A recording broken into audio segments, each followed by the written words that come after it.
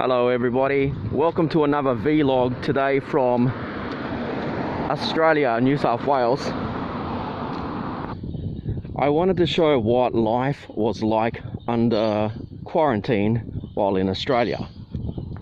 Now today I am going for a walk to exercise, and it's one of the permitted things that you are allowed to do in order to step out of your house legally. So in Australia, it is compulsory to stay at home unless you have valid reasons to be outside. The laws as they are in New South Wales right now state that you can come outside if you are all from the same family, or if you have one friend, you can come out with that one person. So only two people can come out at any one time. Now, since coming back from China, my own observations have been that a majority of Australians don't wear face masks outside. So there is no visible reference point as to who actually has a cold, flu, or is asymptomatic with coronavirus symptoms. So as I walk today around the streets, I actually feel somewhat naked because I am waiting for a police car to come around the corner and stop me.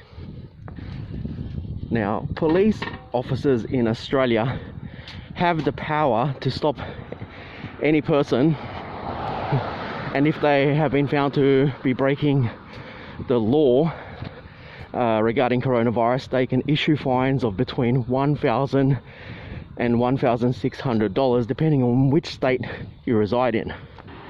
Now, those are obviously very powerful laws that Australia has enforced, but do they actually do anything to mitigate the risks of having coronavirus in Australia?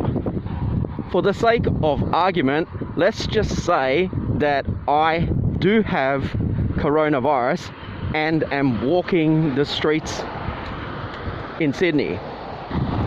If a police officer pulls me over and questions the reasons that I'm outside, and I give a reason that is not valid, then what happens?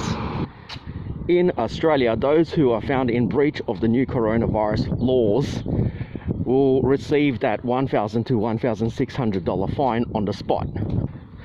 But unlike China, there will be no health checks. There will not be any police officers with handheld temperature scanners first checking whether you have a temperature or not.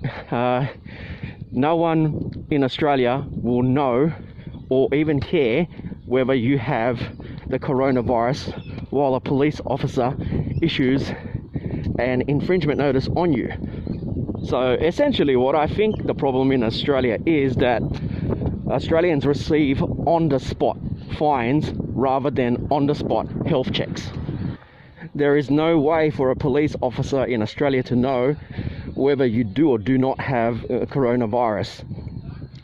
And so the on-the-spot infringement notices that you do receive are fairly pointless. In that respect, if I do right now have coronavirus and a police officer pulls me over, they'll issue me a fine and then they'll let me go, and I'm still walking around the streets with coronavirus. Now, I know many people will say that the infringement notices will act as a deterrent so that people don't go outside in the first place. But China has, in my experience, handled this coronavirus epidemic a lot better.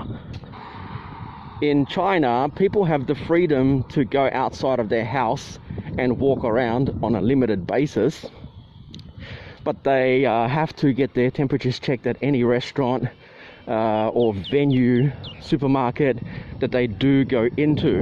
And if it's proven that they do have a high temperature or any other symptoms, they'll be refused entry into that venue.